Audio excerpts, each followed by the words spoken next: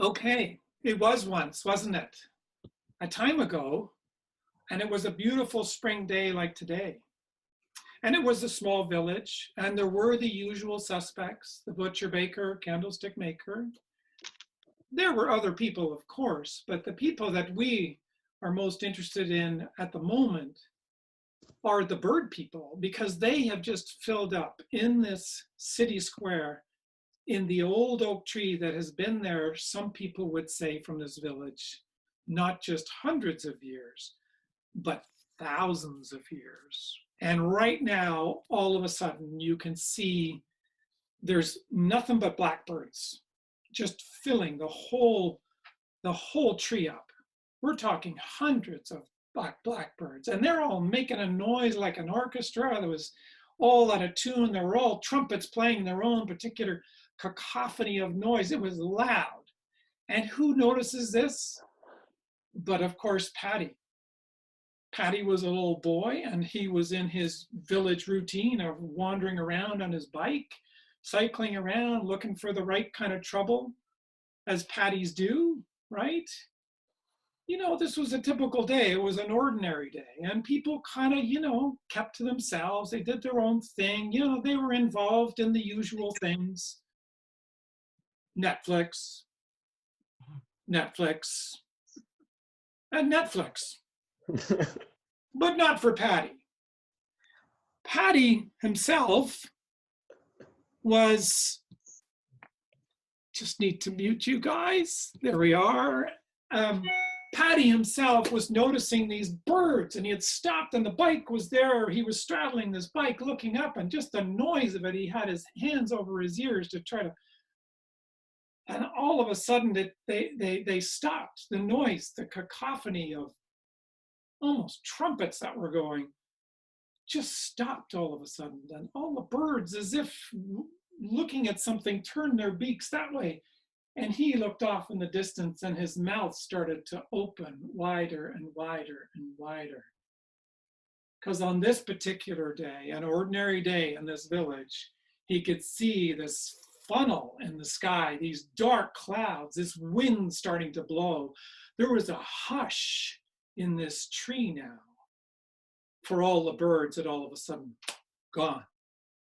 There was nobody around. Everybody, all the birds and all the wee beasties were running for the hills. And he thought to himself, what is that? Oh my God.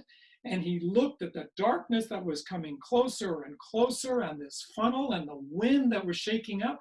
He got on his bike, not so much. No, he dropped that bike and figured he could run faster than ride.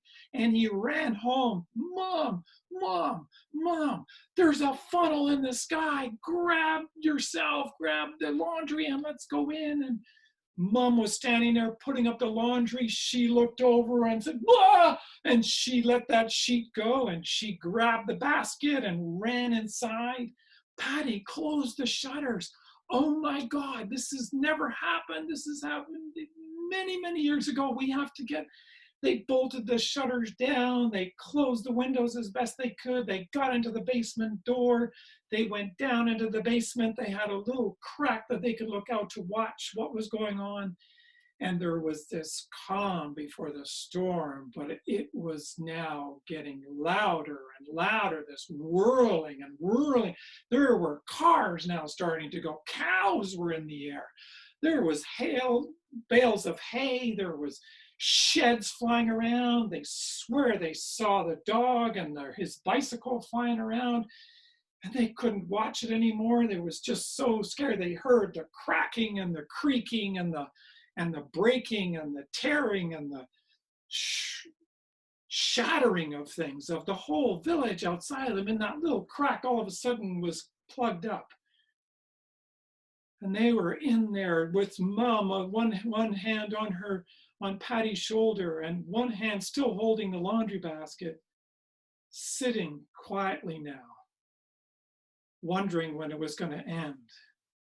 And this seemed to go on for a long time, for all of it was still there. A good 5-10 minutes later, and maybe it was 15 minutes later, then all of a sudden there was this hush. Had it really ended? They looked at each other. The hush presided for a while, and eventually they decided to make their way up the stairs and tried to push and open up the basement door into the kitchen, but they couldn't push it. So they worked together and finally they pushed open what was the kitchen. The kitchen had no roof. All the all the glasses and all the plates were shattered all over the floor. There was nothing familiar about this kitchen at all, except for the furniture had been shattered into pieces, or the couch was gone. I mean, everything in this house was upside down. There was turmoil everywhere. And didn't Mom just grab a broom and start to say, Paddy, hold on a second, let's sweep up here. Let me just find a way so we don't cut ourselves. And eventually they did a little bit of sorting out, but found themselves almost like zombies walking outside simultaneously to everybody else in the village walking outside to have a look at what really happened to their village. Well, what village? It was completely different. There was now cars and wagons up in trees. There were old man Murphy's cow and fence and tractor was on in the ditches. There was the tree in the center square that had all the trees in it was completely gone. There was nothing resembling the water fountain at the center square. Everything had gone completely upside down. And all of them walked out. All the various people from their homes had walked out as if to have a look at the shock, the destruction, and the devastation that had happened all around them. In silence, they never said a thing. They wandered back onto their patios, their porches, what was left of them. And they sat on the railing, or they sat on the chair, or they sat on the stairs, and they looked at each other almost as if it was the first time they actually saw each other. Well, you know how these stories go. They soon after, over the next hours and days, months, they all started to wander out after making as best they could out of their home, recreating what they could, putting up tarps and finding a way to borrow a bed frame, or a blanket or a pillow. In other words, they were starting to work together, and they started also sending out crews to the periphery of the territory, the edge of the county, down the roads here and across the fields. The things they found they actually found old man Murphy's cow standing in a creek, probably 2 miles down the road. He was still mewing, still mooing. And of course, they found, Paddy's bicycle. They also found the couch, but it was shredded and put into pieces. They had to burn things. They had to bring things that were way out there. And as they were trekking to the edges of their county, they realized how much destruction and how much devastation had happened. And on the way out, they were devastated and feeling hopeless, knowing that they had to go anyway. But when they got to the edge of their county and turned around, grabbed what they could along the way, they started to come back gradually to the center square. In fact, one of the things that they started to grab pieces of, and they didn't know other people at different parts of the county were grabbing the same pieces of the tree. The big oak tree that was in the center square was now being picked up, and they were dragging with chains, or they were carrying parts of this tree, the limbs, the trunk, the roots of it, and they were bringing it back to the center square, weren't they? And as they were bringing these things back, of course, they had to also, over these months, they had to bury the dead. There were some people that didn't make it through the tornado. There were some people, some animals that didn't make it. There were some beautiful things that came back, in pieces, flooded in the, found in the lake or the river or the creek. There was a quiet resolve about them, though. for most of them now were, like, you can imagine at the city square, they were reconstructing as best they could the water well that needed the bricks and the rocks put back together again. And somebody found some cement and somebody found a trowel, and they were working together, people of different ages. They grabbed all the different parts of the tree, and they realized, looking at the tree, the devastation of that and how much that had defined their village. There were great sobs and tears of how that tree wasn't there anymore to give them protection and to give them the oatmeal, the oak, you know, the nuts of any oak tree are the acorns, and that oak meal, that acorn meal that fed so many of them, and they made various dishes with them, as well as feeding the squirrels and some of the other critters that were around there. The wildlife gradually started to come in. The farms started to grow back. You could see hordes of people working together on these farms that had never worked together before. In fact, some of them were enemies.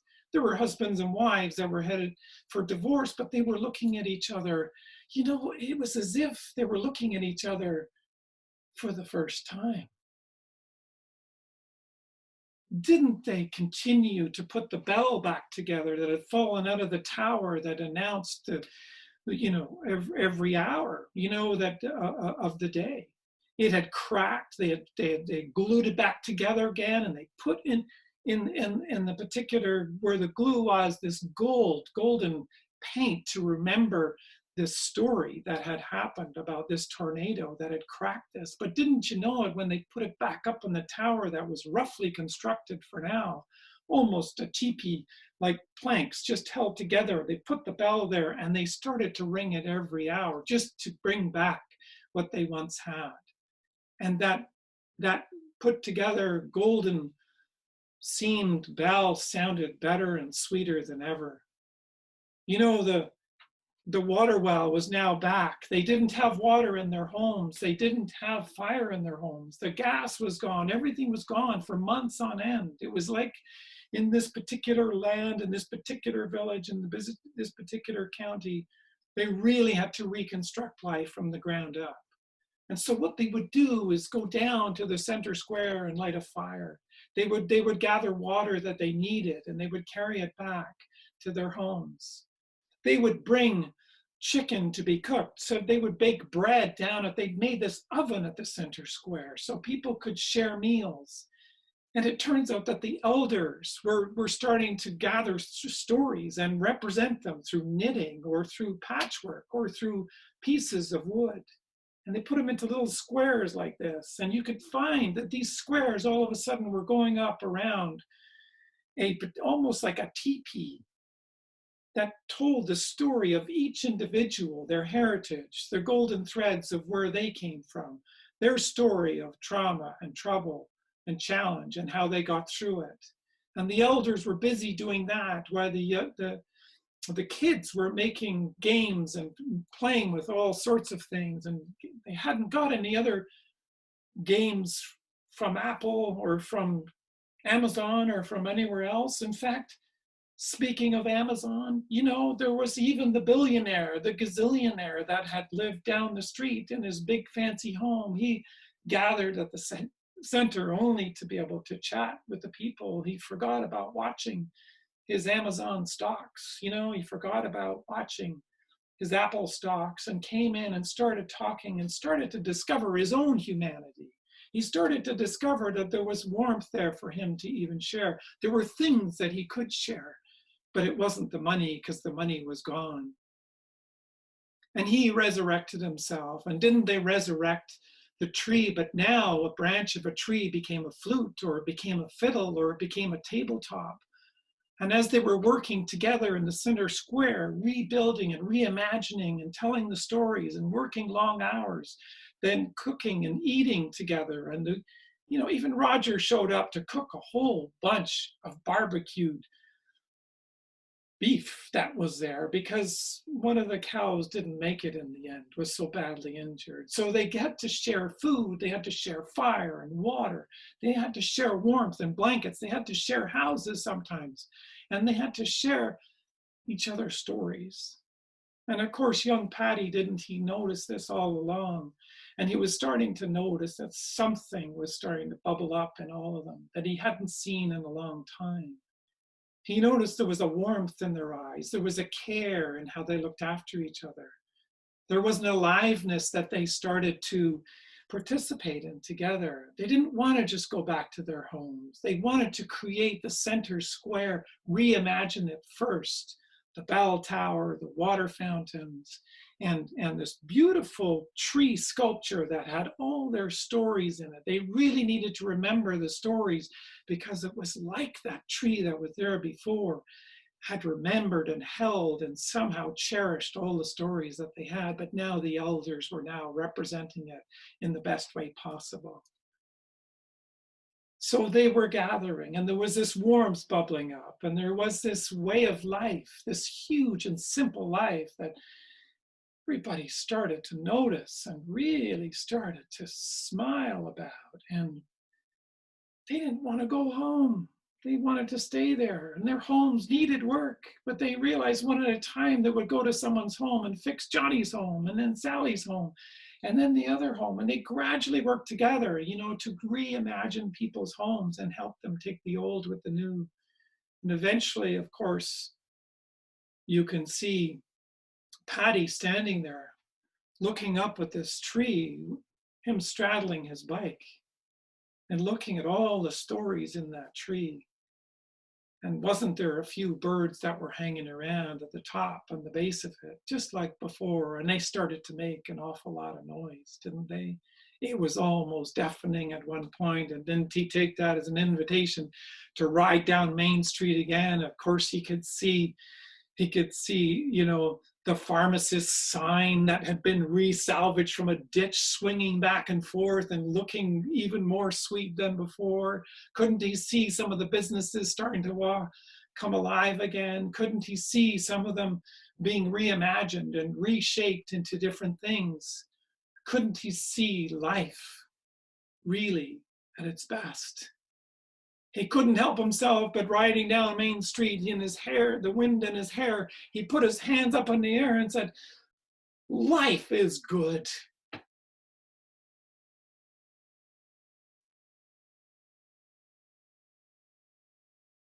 And that's where we're going to end the story. At least this chapter of the story. So let's allow this story to sink in a little bit. Let's also pay attention to the detail that has got our attention. And I would love for you guys to just pick a detail, not the moral of the story, not anything that you think the story is teaching us or anything like that. We really just want a detail. So was it the kitchen, with no roof? Was it the little crack that they were looking out of in the basement? Was it the cow that resurrected itself? Was it the bell tower? And if you could put those words or that detail into the chat, that would be just awesome, because then I can see that. And then I wanna then work with the story some more, but first we need the details.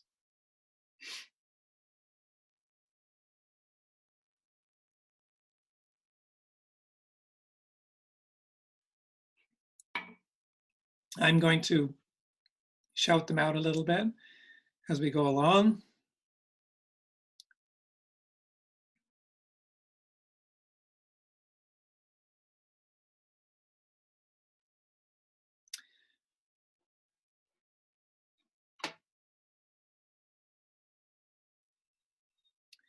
Okay, here we go. How the loss of the roof, this is Barbara, how the loss of the roof started the entire process that required growth. So the loss of the roof of the detail, okay, is the detail. Very good. Blackbirds in the tree, Penelope. Fantastic. Rima said the coming, working together in the aftermath. The golden seam of the bell from excuse me, from Marilyn. Some people, yeah, there's not want to say something out loud. That's fine. They've got a detail. Coming back to the center square, Christine. Birds knowing what was coming. That was another. Susan, the moment they came out and saw the results of the tornado. Yeah. Yeah. That's a, let me see if I got everyone there. Coming together, working together, aftermath from Remy. Yeah, we've got that. Marilyn, Penelope, the humility, is that right? Did I get that right? I got two there. Oh no, that's the word before. Okay. Penelope down below is, yeah, blackbirds in the tree. There we are. Okay, if I've missed some of you, we'll go back over. I don't know if Famin's got a detail yet on here. Yeah. And then Simone, like they had never known each other before. Yes. Yes, I like that detail too. Yes, lots of good details there. Okay. Okay, so now I'm going to, how this works is now we've got a detail. This lands us in the story. That gets you into the story, which is really useful because you'll see that this enables you to see where you are in the story of your life. There's somebody else. Almond, birds knowing what was coming. Yeah, beautiful. Now the second go round, and I'm going to unmute you, and you guys can, if you can, we'll just do it popcorn style. Just if you want to share this next part out loud, that would be great. And we'll just trust that one detail will follow the next. But the question is, where is, unmute all. There we are. So where is this detail in your life? How is this detail of the birds knowing what was coming a reflection for you of an area of your life? It's kind of like a dream, you know, if there's a big black bear chasing you, well, what does the black bear represent for you? Okay, what is that reflection of? And if it's the bell tower, the sound of that, what is that a reflection of? So what we're doing is we're using the metaphor to jump into our lives. So some of you know how to do this because you've been with me since 1973 and doing the storytelling, and some of you are new to this, but really what we want is just the detail. Just the detail of where it is being reflected in your life. So let's jump in. Let's jump in. Please tell me. I'm going to put my glasses on so I can see who's there. I can go first, if that's okay. Sure. That Almond? That's Almond, yeah. Yeah, you didn't go last week, so you have to go first this week. Yeah, so for me, it was the birds knowing what was coming before the humans did. And I think what that speaks to in my life currently is being able to take this time to, let's see how I can get this out in words, to really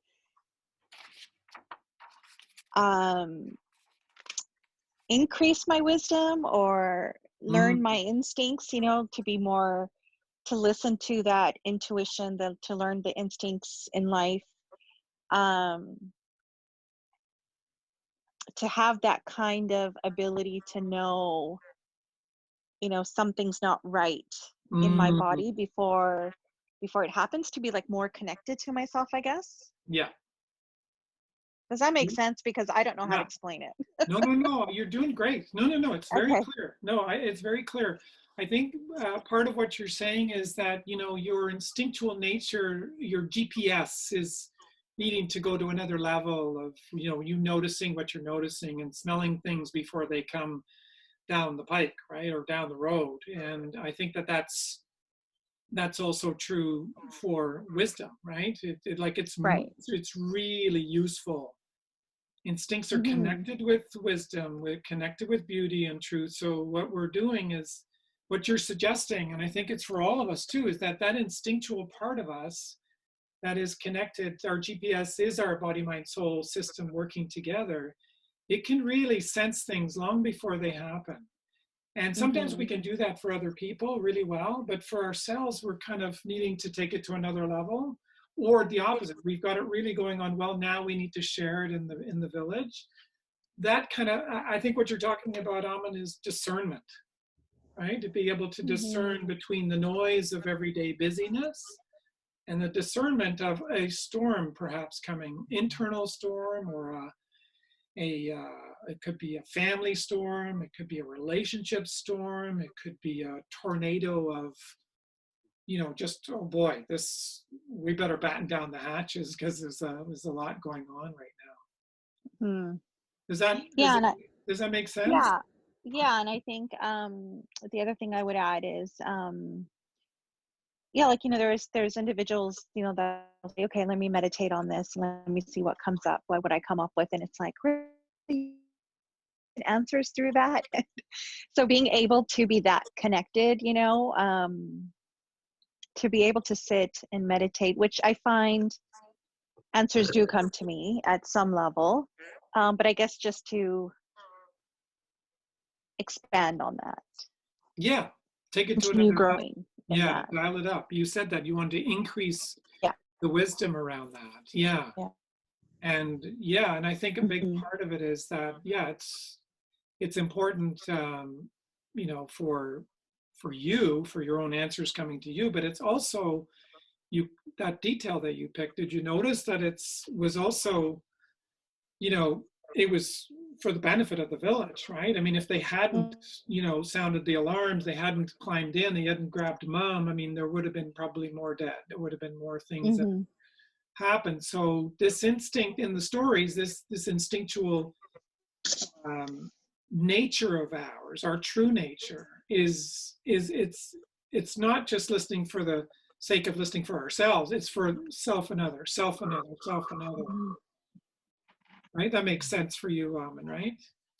Yeah, yeah, like a lady that I'm doing my practicum with, she's really into um I don't know, she practices some kind of Chinese stuff, and she's just, anything she does is she sits and she checks in with her body and she meditates, and the answers come. And yeah, and she help her client, she's able to help the because there's a voice inside of her that guides her when she does. So yeah, to use that voice to help, Yeah. not just myself, but to others in the village. Yeah. Yeah. Yeah. So Yeah. let that be an incentive for you to, because sometimes we go to the gym on our own, and we do, it's hard to do that. But if we go with a partner, we have double the success rate of getting to the gym. So Hmm. when we're thinking about this story, it can be, well, we're doing it for other people as well. It can help with the commitment. It can help with getting us more committed to that process of sitting and listening quietly, because it is for you, but it's also spills over into the village. Hmm. Yeah. Anything else you want to say about the story, Alan? Nope, it was a beautiful story. Yeah, it's a good story. Okay. Thank Hmm. you. Thank you for sharing and getting us started. Who would like to share next? Let's do this. Let's keep going. I'll go. Penelope, yes, please. So I just said the blackbirds in the tree, and it was at the point again, just as he was beginning to notice the funnel, the tornado. I think there were, and also you said the tree was absolutely, there were so many blackbirds that the tree was black with them, and Yeah, other people were not noticing them, but Paddy was just really noticing everything. yes. And yeah, I think for me, just it just reminded me of the aliveness and the vibrancy of nature right now. And and how alive, when I witness that, how alive it makes me feel. Yes. So how alive my own true nature feels when I see the reflection in Mother Nature. Yes. Beautiful. Yeah. Yeah, just nature in and of itself, just acknowledging that is, it doesn't have to, it could be an instinctual thing like it is for Amun around where that is for herself, but it also can be just the beauty in and of itself, or not just the beauty. That's not the right way to say it, MTK. Like, but that it's beauty itself that is got your attention, and the beauty, it's a reflection of your own beauty, your own. Right, and just because I've been fortunate enough to be able to take this time to dial down all of my own inner noise, and I'm able to see clearer, what nature's reflecting, and I'm able to hear the messages more, and so that's why the blackbird stood out, because there was, I could feel from the story how crazily noisy those blackbirds were. And the same is happening with the bird life in my own garden. Like, I've got a couple that are obviously building a nest, and they keep coming to steal bits from my moss baskets, and they just chatter to one another like the Mr. and Mrs. Smith next door, and normally I wouldn't be developing a relationship with those little birds, because I'd be too busy doing whatever it is I do. The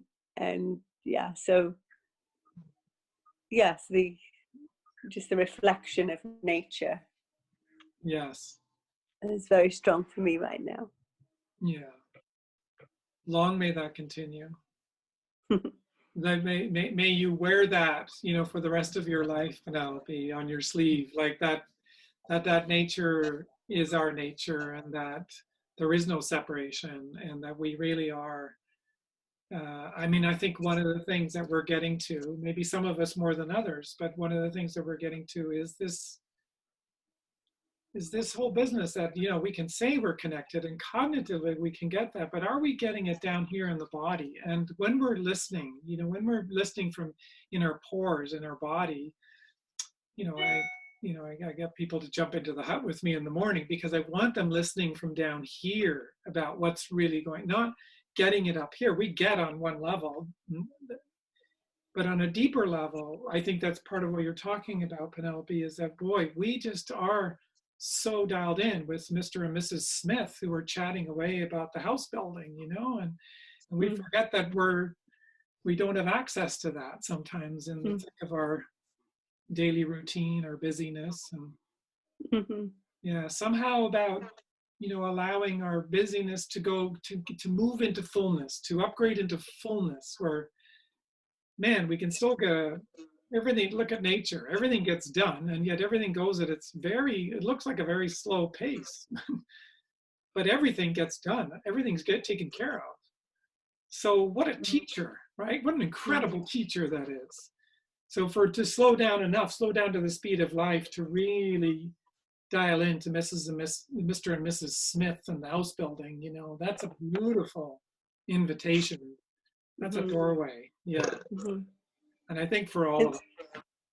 Yeah, and it also reminded me of, sort of, I've noticed you walk down to Jericho Park, and just the green isn't green anymore. It's white with daisies, and just the way nature's just going quite crazy right now.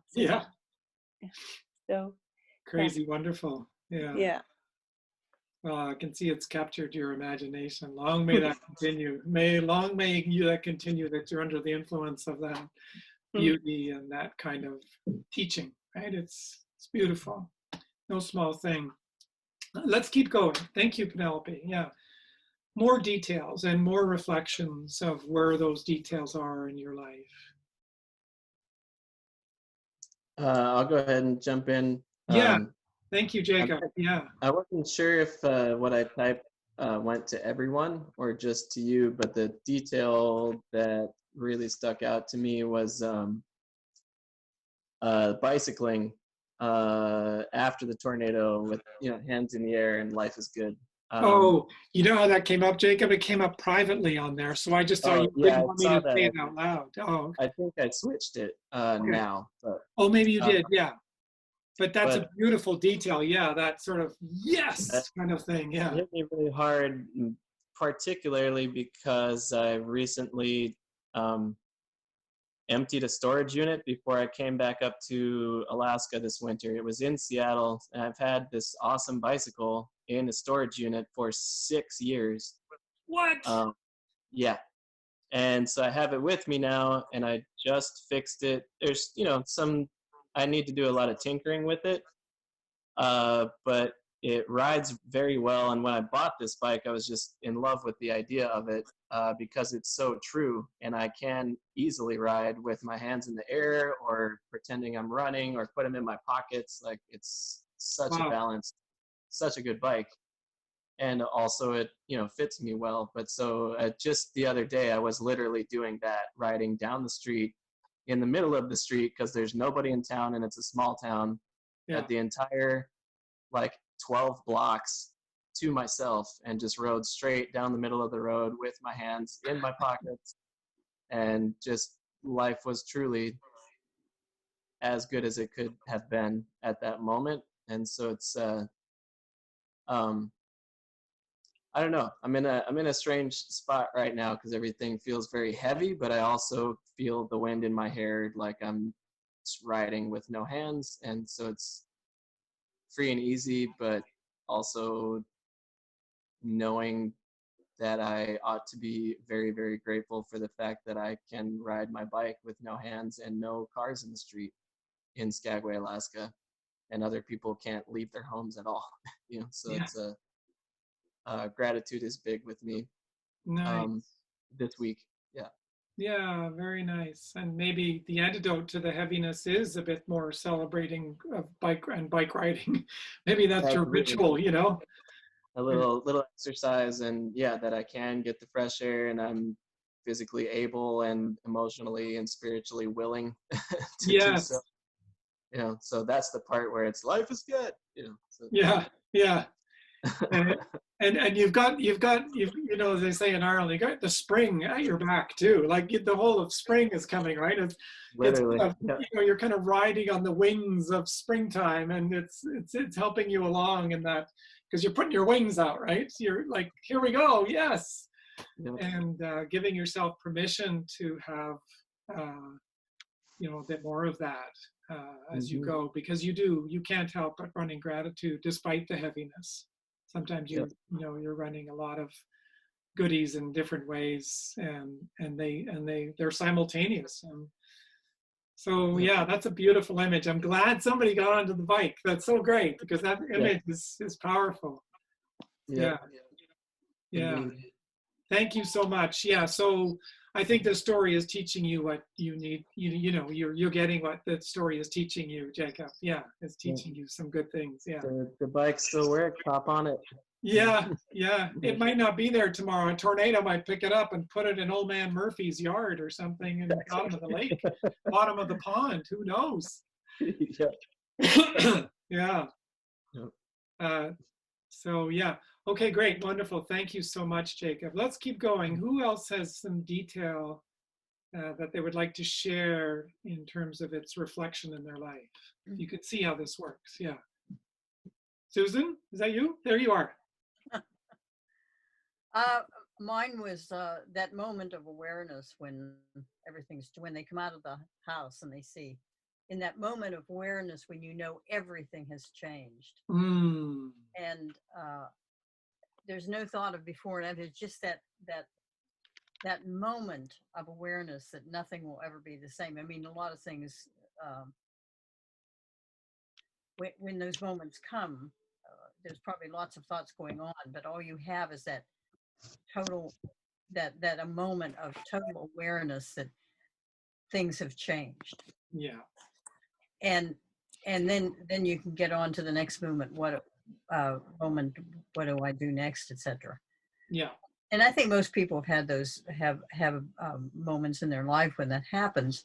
And in this moment, the moment I'm now in, or the moment we're all in with the virus and being isolated, which I'm thoroughly enjoying.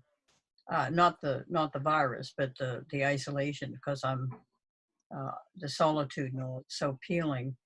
And I've been contacted. I've had a couple of contacts, and it wasn't just the mice, Michael. They've invaded my house, which I wasn't aware of, but some other people, and I learned things that took me completely unaware, and but just the virus itself, which was totally unexpected, and where that throws us all, but certainly me, into this space of opportunity and learning what's this all about, and that moment when you know things will never be the same, and what am I going to do with it or about it, or uh, all those things that power in, and then things begin to happen, and it starts to take form, and you begin to realize how your life has changed, and how you may view your life differently, and how the life you've left as it was has brought you to this point, and now you can move into the next thing with all the knowledge and awareness that part of your life brought you, but with this new reality, how am I going to function differently? And I found that for me with this it's this quiet, the awareness of thrilled about Mother Earth being able to breathe, and joyful that the birds and everything are singing. They seem to sing louder and happier, and I think people are finding in their isolation from each other, finding a new appreciation of each other. I don't know, but I know how that's happening for me, and it's been a lot of marvelous, positive changes. But that moment, and I guess it's also the awareness that in that moment where you know everything's changed, to carry hope in that next moment, because change usually, that sort of thing usually announces things will change, but they can be for a whole lot better. Yeah. And I think walking into the new future with that hope and that positive attitude makes all the difference in the outcome. Yeah. Beautiful. Yeah, there's that, it's sort of that moment of getting, whoa, things are not the same. And I think there's still more getting of that, isn't there? Like, Yeah. it's still going on.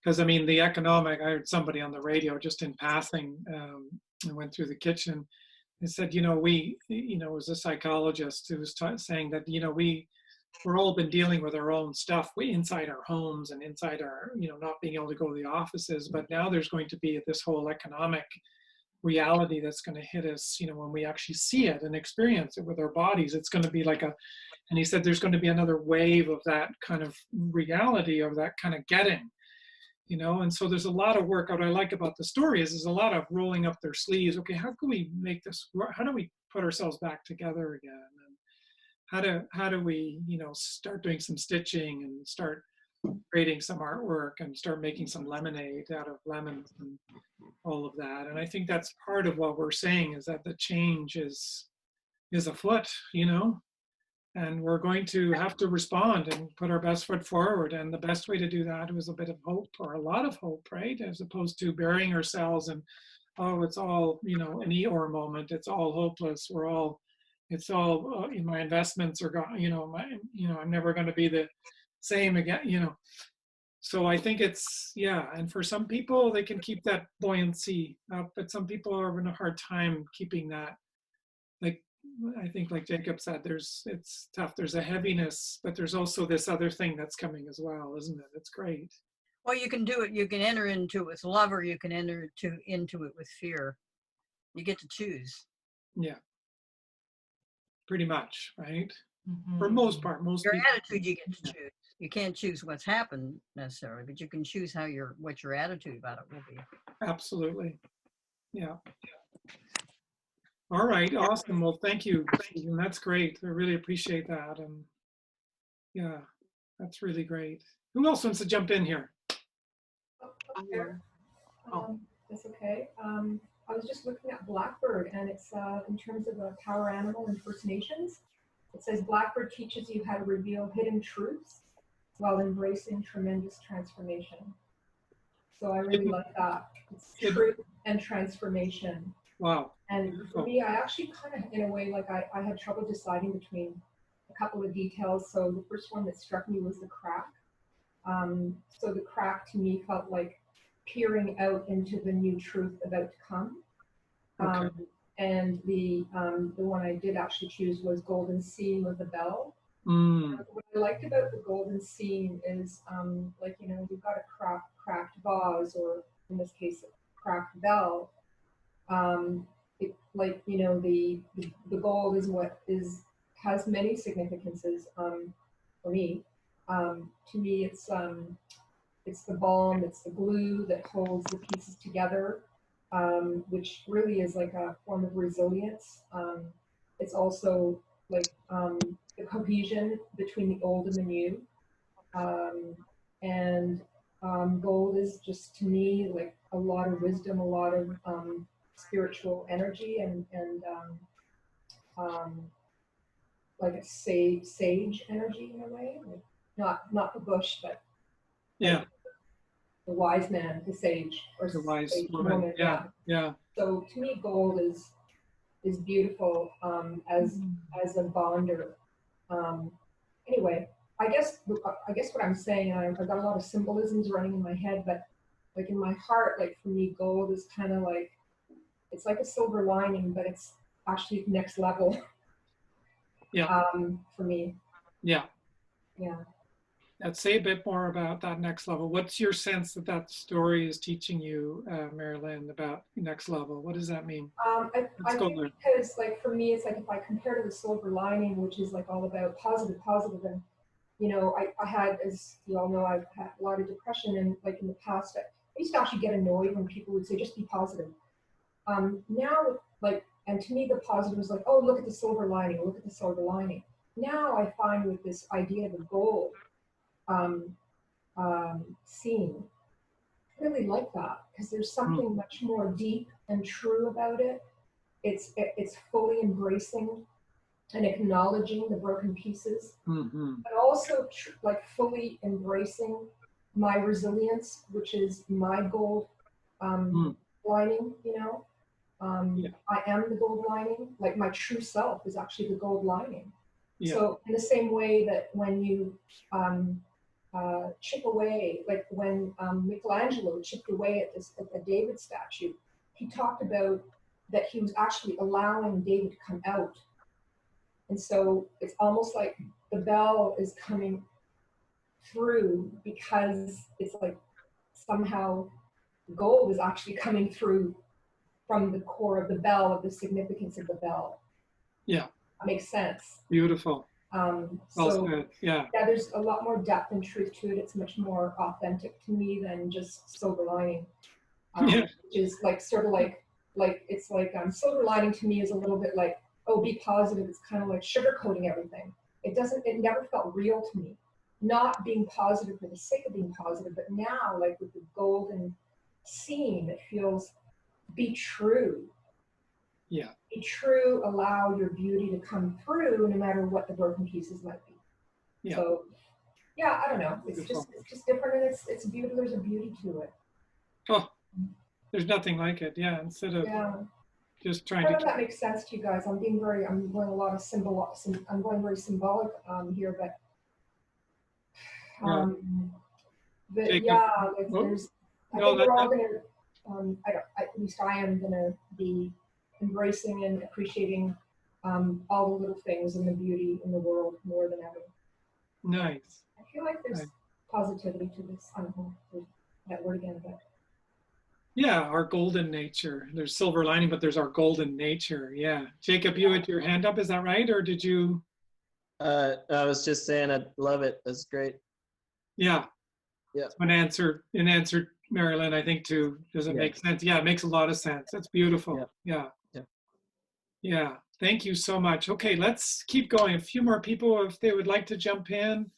It's not that you have to jump in, it's just an opportunity for you to kind of place yourself in the story, because you kind of know then what's ahead of you and what's behind, and you kind of get a sense of where the grounding is for you and how it is that you can move into this next level of challenge for you. Yeah. So yeah, who's there? That's Simone. Thank you. Yes, come in, Hi. please. Hi, can you hear me? Yeah, now I can. Okay, hi. The thought that I had, or what stood out for me in the story, which I wrote in the chat, was they were seeing each other like they'd never seen each other before, and there was so much changes. There was something happening, that all of a sudden this was happening, and I really relate to it for what's happening with us at the moment. Yes. It's in so many ways I've found that it's positive, because I have seen myself in other people like I've never seen before. Yeah. People are really we're all showing our attitudes, our fears, and our hope, and it's there's a lot of emotion there and a lot of changes. So that's what I held on to. Yeah. That's a beautiful detail, Simone. I think the storyteller mentioned it twice, but it really is a potent thing, and I really feel like there is this reflection. We can see this going on. There is this. Paddy notices at the end. There's this warmth. There's this love. There's this care. That's wow. Like that wasn't there before, and with that comes an aliveness, isn't there? It's like you get to really see people now. Whereas before it wasn't, let's say there wasn't the opportunity, or we were busy with Netflix, or whatever it was, right? But now, boy, talk about a golden opportunity. Are we opening up our eyes a little bit more? The rose-colored glasses are coming off. We're really seeing and acknowledging, I think what Susan is saying, just fully acknowledging there's an isness to what is now that wasn't there before. Yeah. And the storm has kind of moved that away. And now we're back to real, I want to say real living. It's a very simple way to go. We haven't quite got all to the market, to the city square perhaps, but we are starting to now, it's rare that I don't see people smiling back now. It's almost like we have to compensate because we can't be close. We have to really bring the warm eyes now. And that's a beautiful thing. Yeah, and I think that's part of what you're saying, isn't it? And you can see the worst and the best of you as well, of course, outside. There's a lot of, but the media tends to put out the worst. But I really think, look at Good News for a Change. You can see all the positives that are going on around us. If ever there was an opportunity for us to see the true human being, it's now. And I think that's what you're saying with your eyes somehow. You're really seeing what you're seeing, aren't you? Yeah. Yeah. That's and it. I think you can rely on that. I think you can trust that. I think I would encourage you, to not put those other filters back on, and don't just because somebody's behaving badly or what, continue to see them the way you are now, Simone, because it's very warm, it's very loving. I can see it in your face, and this is what the village needs. We need this in the grocery store clerks, but also the butcher, baker, candlestick makers, everyone in the village, your family, your children, your grandchildren, we need to be able to see nature. That's what Penelope's talking about. Those eyes of seeing, we're seeing it as it is now. Yeah. And that's an incredibly powerful thing. And Yeah. Is it making a big difference in your life? Are you noticing that it's making you? Yeah. Yeah, because it's at times when I've seen people around me that I can see them in different scenarios or different moods because I'm seeing in different times.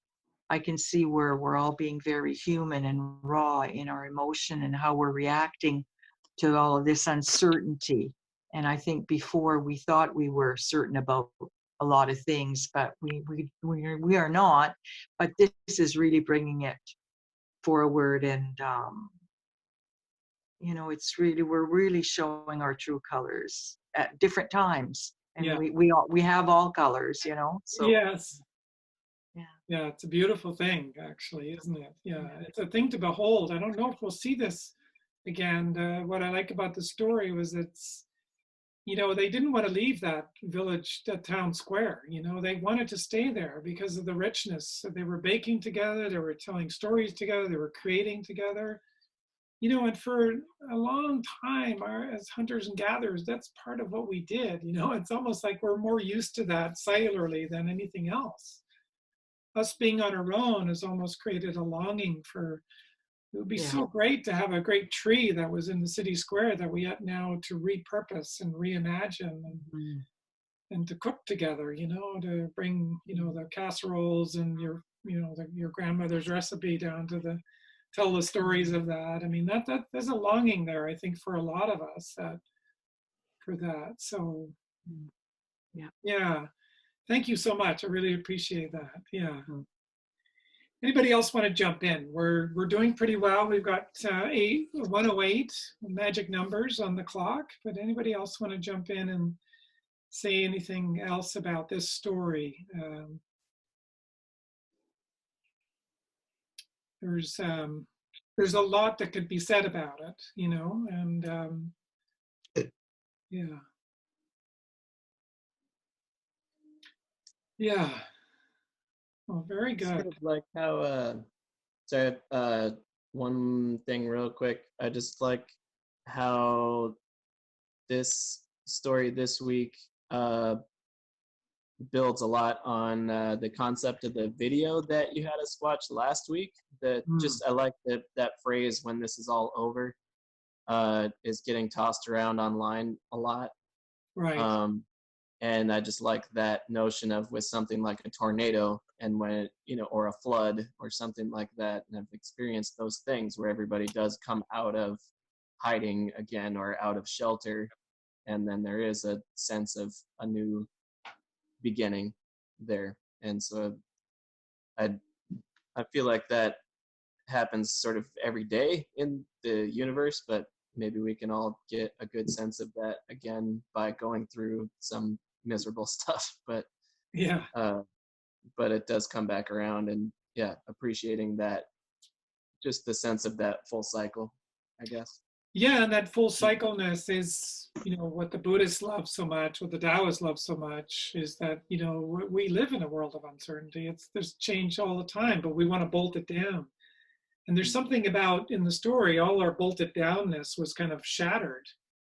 And then there we were now and we're actually, it brought the best of us out. You know, we were actually have to really engage in different ways and see each other and help out, and enemies got better. You know, they worked on projects together, and marriages were saved. Like, there's a lot of things that, you know, that this busting apart business can make way for. And so I think it is personal change and personal transformation and personal tornadoes, but there's also a lot to be said for the collective, you know. And I think we're being taught that, you know, not all is lost, you know.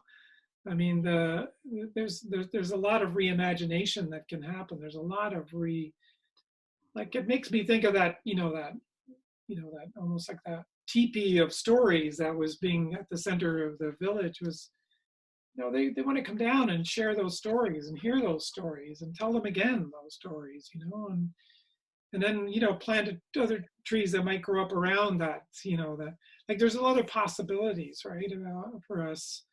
I don't know that we'll want to go back. We'll miss this time. We're going to miss this time when things go, what did you say, when this is all over? Yeah.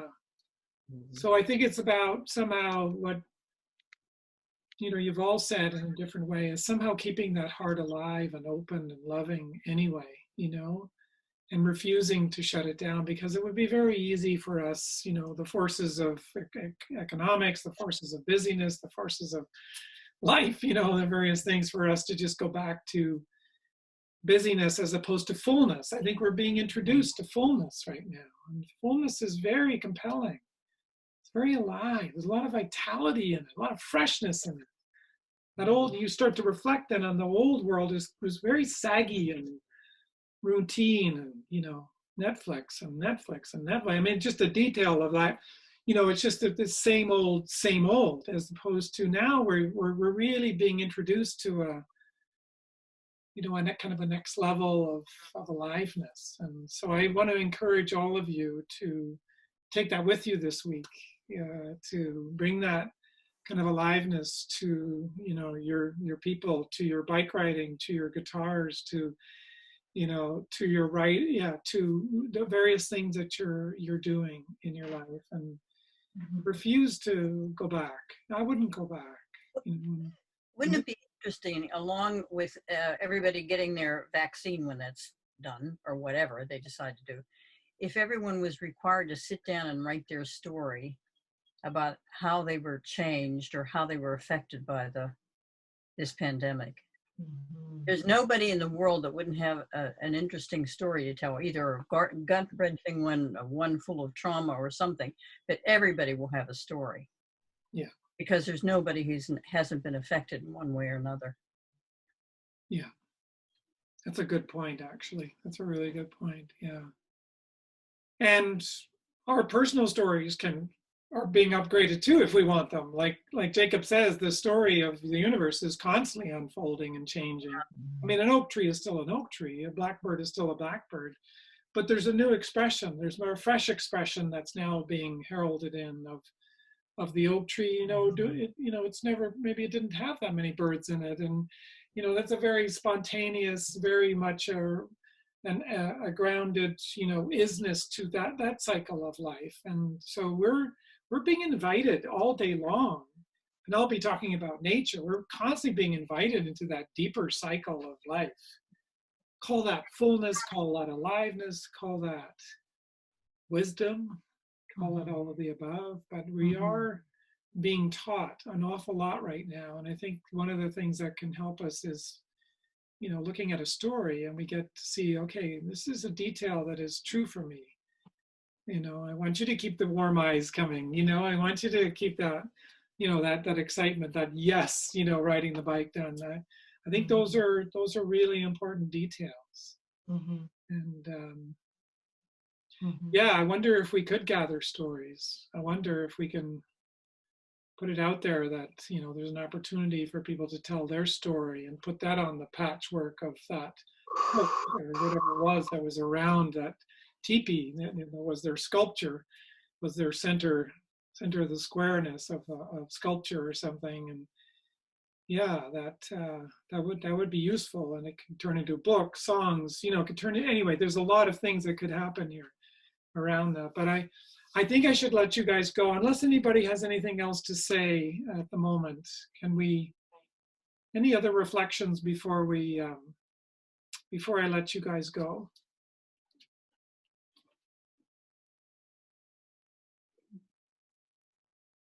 Yeah, so we'll just... Thank you, Michael.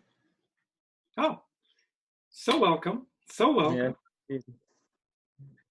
Yeah, you're so welcome. Yeah, no, I really appreciate you all joining me. I know it's a day, you've got a day out in front of you, or that'll be, the second half of the day, or Barbara, you got the whole day ahead of you, that, that you're really, that I want you to hear that I'm grateful that you shared this time with me. And yeah. And we'll see you next Thursday, right? Next Thursday at 1, and more storytelling. We may dive some more into this story. I'm not sure. Depends on what shows up this week. But also to remind you of the Instagram meditation, the hut practice. It's turning out to be a great gathering of people, and you guys can jump in with me if you're on Instagram. If you're not, I might send out a link just how to get on Instagram on your phone. and then you just follow me, Michael Talbot-Kelly, and then you'll get a notice about 7:31. That's a good idea. Yeah, because then it's easy. You just click on it. It's on your phone, and then you have access to that for 24 hours. That meditation each day, and each morning we start with a different theme, a different. We were talking a lot about acceptance the last couple of days, and just how do we integrate the isness and the aliveness of what's going on. That Susan, that detail you found of just whoa, okay, this is not the same. How do we take that in? How do we train ourselves to be present to that new presence that's there? Because this new presence, this is changing on the outside. Can we change so that we can meet that and be that golden, that golden glue that it was on the bell? Can we bring those two things together in a new imagination? And I think we can. So I'll do that. I'll send that out to you guys. And some of you are joining me. I know that. I appreciate that. But it also is, people are reporting, it's just a great way to start the day. And, you can do that and go for a walk, or you can do that and sit down and have your breakfast. It can be just a way for us to get to the gym with more people committed. It's a way for us to get more, you say that, contrition? Yeah, more people buying in. So again, have a fantastic week. I really appreciate your time and your energy and all your wisdom. We're going to see you next week with a bit of luck, and have a fantastic week. Bring all these teachings to your people. And I look forward to seeing you next week. Thank you, Michael. Thank you, Michael. Thank you. So welcome. Bye for now. Bye, everybody. Bye. Thank you.